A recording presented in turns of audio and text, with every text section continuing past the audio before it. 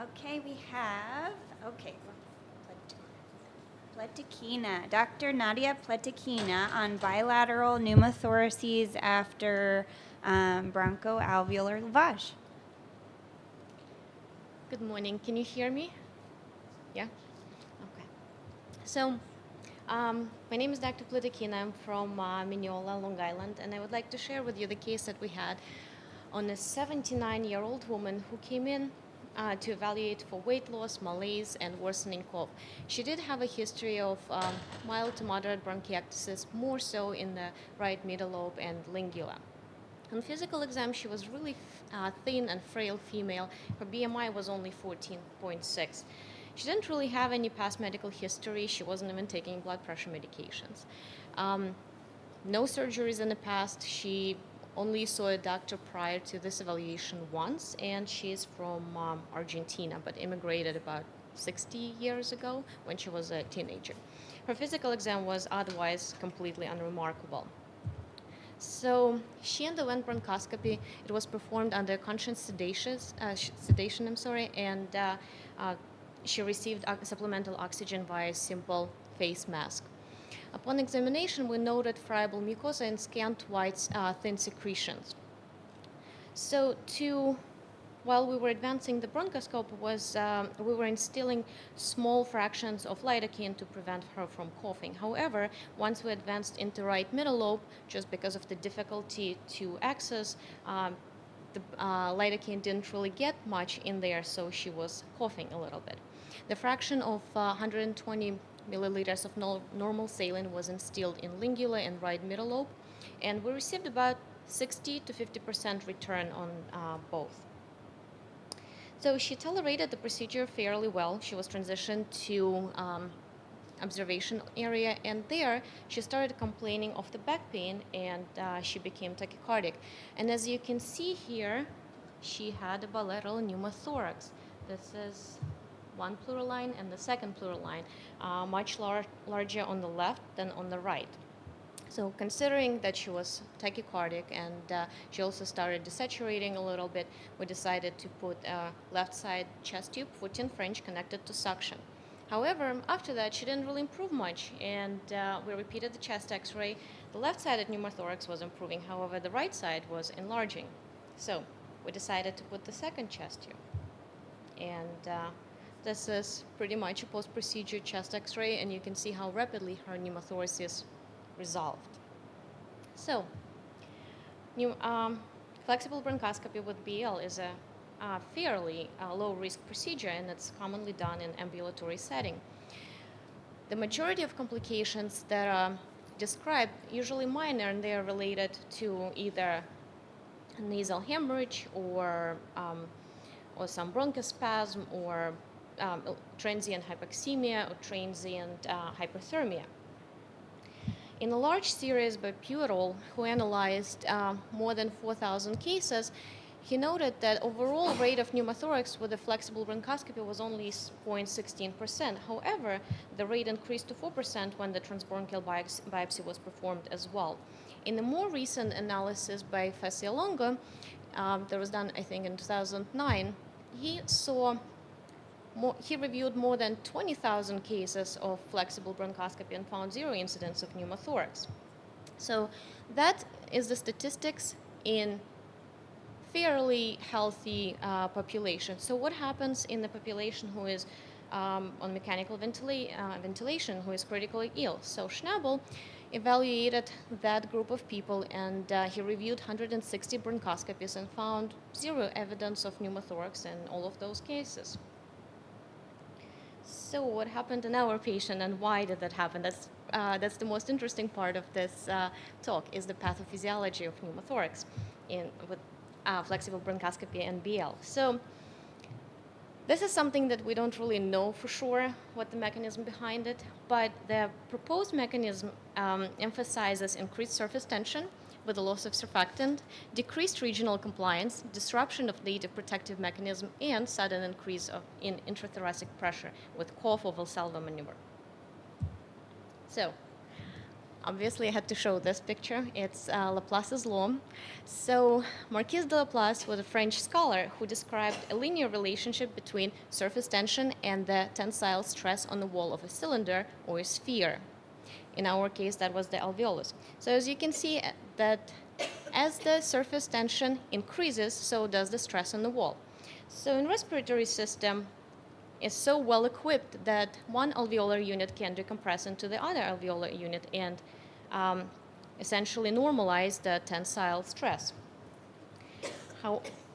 So while we're doing the flexible bronchoscopy and BL, we're instilling the fluid, multiple things happen. First of all, we wash out the secretion, we wash out the surfactant, so we increase the surface tension.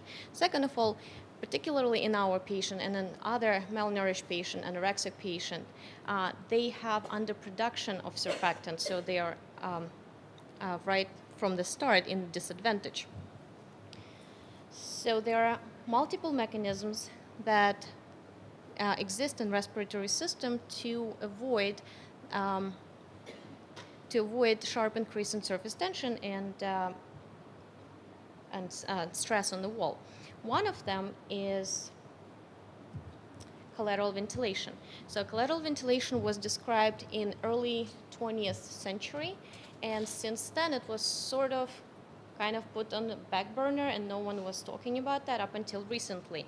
And now it's becoming more applicable with advances of endobronchial, or possibility of advances of endobronchial valves for COPD treatment. So essentially, the scientist named Van Allen noticed that after the obstruction of the bronchus, not always there is a atelectasis of alveolar spaces behind it. And then it was further explored by different physicians, and they noted that there is a communication in interalveolar spaces, the pores of Kohn. Then there is a communication between bronchial and alveol, and that was termed channel of Lambert. And the most consequential, perhaps, is the interbronchiolar communication. As you can see here, this is an accessory bronchiole that's connecting to bronchiole of a nearby alveolar units. So what happens when we instill, during the BL, when we instill the aliquots of normal saline? First of all, we block that collateral ventilation. So what happens is, as you can see, this is the resistance of the blocked segment and the resistance of the neighboring alveolar unit representing the collateral ventilation resistance, and the resistance of the open bronchiole. So what happens is that since the R1 increases more so than the resistance of a collateral ventilation, the alveolar volume preferentially decompresses in the neighboring unit and thus escape through the open segment. So, So what happens with the bronchiolar lavage? We block this mechanism, and we prevent from decompression of the system. So that's one thing. Second thing is, in addition to that, the units are typically move in phase with each other, and what happens that uniform movement increases the overall compliance of the system. So once we disturb that and start blocking one of the unit with wedging bronchoscope, we create disbalance in compliance, and essentially we raise the compliance of the system. We raise the elastance or resistance of the system, and essentially decreasing the compliance and making the lungs stiffer, so more prone to damage and shearing force. So, in summary, even though flexible bronchoscopy and BL is fairly innocent procedures, we have to be mindful that we do disturb the native compensatory mechanism, and we do wash out the surfactant, increasing the surface tension on the alveolar wall.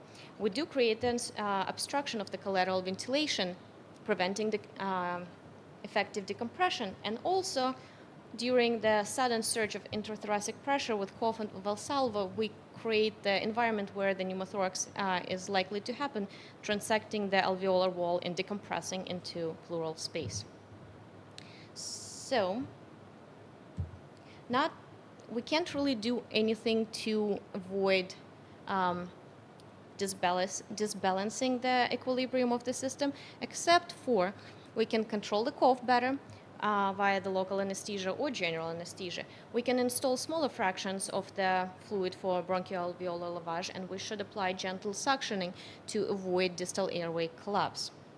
And if all that fails, we have to have high clinical vigilance and address the pneumothorax that can be potentially life-threatening fast. So, and this is the list of reference.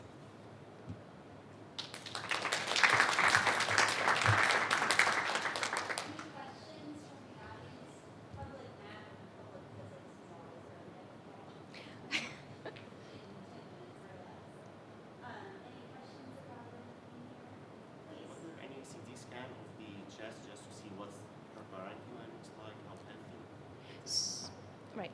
So we did have a CT chest, and it wasn't as remarkable. That's why I chose not to put it in the presentation. There was bronchiectasis in the right middle lobe and lingula. There was a little bit on trine bud, but not something to write home about. No bullae, nothing to predispose her to pneumothorax. So. Was there evidence for tracheobronchomalacia during No. the bronchoscopy? No. I was curious, in your institution, your BALs, what's your practice? How many milliliters do you instill at a time? And since this happened, have you changed? Do you use smaller alcohols? So typically we perform it. We instill a fraction of about 50 ml sequentially, and this was an outside doctor who never had an experience with, I guess, similar cases. So for her, she said that wasn't uncommon to instill 100 ml and get the return. And I guess now we changed, and she did change her practices as well. So. How much do you use, or how do you usually? 40 or 50, I was thinking about parental lobe, 100 in all at once, seems like a lot. It's a lot, right? 120 ml.